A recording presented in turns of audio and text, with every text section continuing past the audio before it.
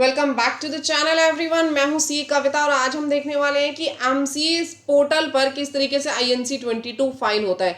देखिए INC-22 कब file होता है, या तो आपने अपने कंपनी का रजिस्टर्ड ऑफिस चेंज किया हो या फिर at the time of registration आपने अपने रजिस्टर्ड ऑफिस का एड्रेस ना दिया हो तो आपको बाद में INC-22 फाइल करके अपने रजिस्टर्ड ऑफिस का एड्रेस बताना पड़ता है। 30 दिन के टाइम पीरियड होता है। 30 दिन के टाइम पीरियड में आपको ये फॉर्म जो है वो सबमिट करना है एमसीए पोर्टल पर। लेट करोगे तो पेनल्टी आपको एक्स्ट्रा पे करनी पड़ेगी। फाइल कैसे करना है, सबसे पहले एमसीए सर्विसेज पे आएंगे, देन कंपनी ई फाइलिंग पे आएंगे, यहां से incorporation and change services, then आपके पास ऑप्शन मिल जाएगा INC-22 का। फिर से सुनिए, MCA services, company e filing, incorporation and change services, then यहाँ पे INC-22 दिया होगा आपको। ये रहा notice of situation of registered office, यहाँ पे आपको क्लिक करना है। फॉर्म आप लोगों के पास ओपन हो जाएगा। ये फॉर्म आ गया। यहाँ जैसे ही कंपनी का कॉर्पोरेट आइडेंटिटी नंबर डालेंगे, सिन नंबर, तो आपके पास ये जो इन्फॉर्मेशन है ये ऑटोमेटिकली फुलफिल हो जाएगी। नाम से सर्च करना चाहें तो यहाँ से नाम से भी आप कंपनी को सर्च कर सकते हो। क्लिक करते ही सारी इन्फॉर्मेशन ऑटोमेटिकली फुलफिल हो जाएगी। देन आपको पर्पस बताना है, किस पर्पस के लिए आप फॉर्म फाइल कर रहे हो। ठीक है, सबसे पहले तो verification of registered office post incorporation of the company, यानी आपने कंपनी इनकॉर्पोरेट कर ली और उसके बाद हम बता रहे हैं कि ये हमारा रजिस्टर्ड एड्रेस है कंपनी का। या फिर आपने लोकल लिमिट्स के अंदर अपना जो एड्रेस है वो चेंज किया है। आउटसाइड द लोकल लिमिट्स आपने एड्रेस चेंज किया, लेकिन आरओसी सेम होनी चाहिए। Change in the ROC with in the same state, with in the same state change तो किया लेकिन आरओसी आपकी अलग अलग हो गई है। Change in the state with in the jurisdiction of the existing ROC, existing ROC के अंदर ही दो स्टेट आते हैं, आपने स्टेट चेंज कर लिया लेकिन आरओसी आपका सेम है। Change in the state outside the jurisdiction of the existing ROC, आपने स्टेट चेंज कर लिया लेकिन वो जिस आरओसी में आप आज हो उस आरओसी से अलग है। तो यहाँ पे आपने अपने अकॉर्डिंग जो रीजन है वो सिलेक्ट करना है। ठीक है। Have you file MGT-14। Next आपसे जब ये पूछ रहा है MGT-14 आपने फाइल किया है या नहीं, तो देखिए अगर आपकी प्राइवेट लिमिटेड कंपनी है तो आपने यहाँ पे नो पे क्लिक कर देना है, क्योंकि प्राइवेट लिमिटेड कंपनी को आपने सिर्फ और सिर्फ बोर्ड रेजोल्यूशन पास करना है। स्पेशल रेजोल्यूशन के केस में MGT-14 जाता है। बट अगर जो कंपनी है वो 179 सबसेक्शन 3 में रजिस्टर्ड है तो आपको यहाँ पे यस करना होता है। और अगर आपने कुछ ऐसा AOA के अंदर लिखा था कि हम लोग हर बोर्ड रेजोल्यूशन का MGT-14 पास आउट करेंगे, उसको फाइल करेंगे, तो आपको यस करना है। अदरवाइज 99.9 केसेस में ये आपके पास क्या जाएगा, नो जाएगा, क्योंकि ऐसी कोई भी प्राइवेट लिमिटेड कंपनी नहीं होती है जो नॉर्मल लेवल पे काम कर रही है कि उसने हर एक बोर्ड रेजोल्यूशन के लिए लिखा हो कि हम MGT-14 फाइल करेंगे। ठीक है। नेक्स्ट आपसे पूछ रहा है INC-28। INC-28 कब फाइल करना होता है, जब आपको कोर्ट के ऑर्डर होते हैं। ठीक है, अगर आपके पास कोर्ट के ऑर्डर है कि आप इस जगह को चेंज कीजिए या उनकी तरफ से कोई स्पेसिफिक ऐसा इंटीमेशन आया हुआ है तो आपको यस करना है। नहीं है तो यहाँ पे भी आप लोग नो पे क्लिक कर देंगे। Notice is here bye given that the address of the registered office of the company situated with effect from this. जो आपके पास एड्रेस है registered office of the company का, वो वहाँ कब से सिचुएटेड है वो डेट आपको यहाँ डालनी है, एड्रेस आपको यहाँ पे डालना है और सेव के बटन पे क्लिक करना है। देन आप नेक्स्ट के बटन पे क्लिक कर देंगे। जैसे ही आप लोग नेक्स्ट पेज पे आओगे आपसे यहाँ पे प्रूफ मांगेगा रजिस्टर्ड ऑफिस एड्रेस पे। यहाँ पे आपको देखिए दो चीज़ें लगानी है, एक तो आपको रेंट एग्रीमेंट लगाना है, प्लस में आपको NOC लगा देनी है। जो लैंड ओनर है, ओनर से आप NOC ले लेना कि यहाँ पे ये रजिस्टर्ड कंपनी जो है वो काम करेगी, फलाना काम करेगी, जो भी आप उसमें काम दिखा रहे हो तो आपको इसमें कोई ऑब्जेक्शन नहीं है। ये NOC आप इसमें लगा देना।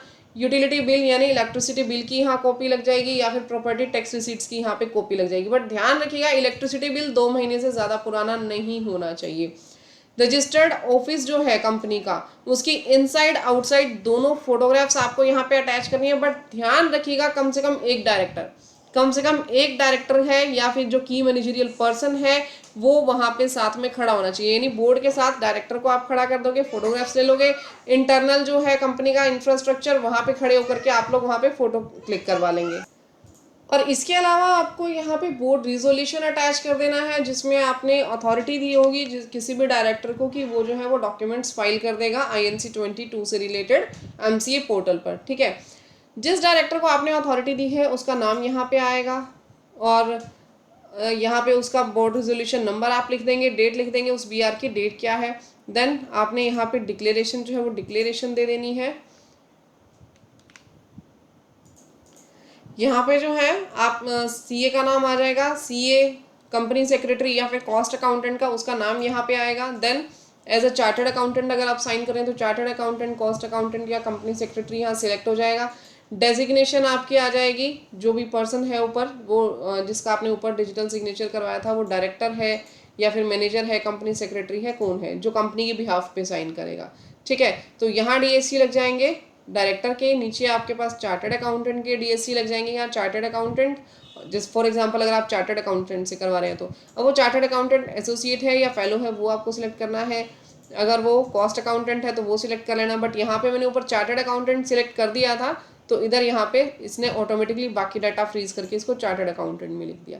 ठीक है, अगर वो एसोसिएट है तो एसोसिएट पे क्लिक कर लेना। यहाँ पे आपको अपना मेंबरशिप नंबर और सर्टिफिकेट ऑफ प्रैक्टिस नंबर डालना है, देन सेव पे क्लिक करके आपको नेक्स्ट पे क्लिक कर देना है।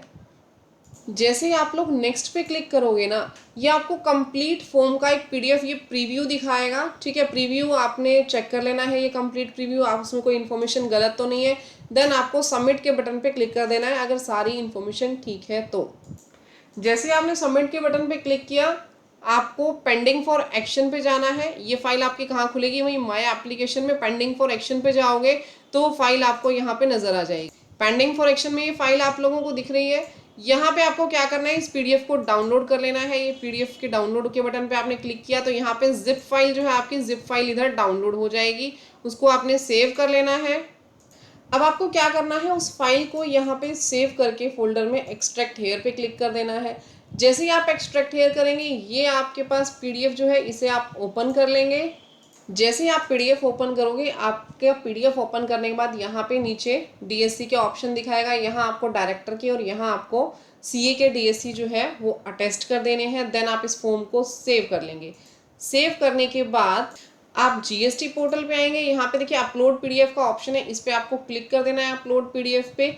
यहाँ क्लिक करने के बाद आपको फॉर्म जो है फॉर्म यहाँ पे अटैच कर देना है। अटैच करने के बाद आप यहाँ पे अपलोड करेंगे, जब डीएससी अटैच हो जाए उसके बाद अपलोड करना है। और फिर आपको यहाँ पे प्रोसीड टू पेमेंट का जो ये लिंक है ये एनेबल हो जाएगा, यहाँ से प्रोसीड टू पेमेंट में जाएंगे। पेमेंट करने के बाद आपका जो फॉर्म है वो सबमिट हो जाएगा।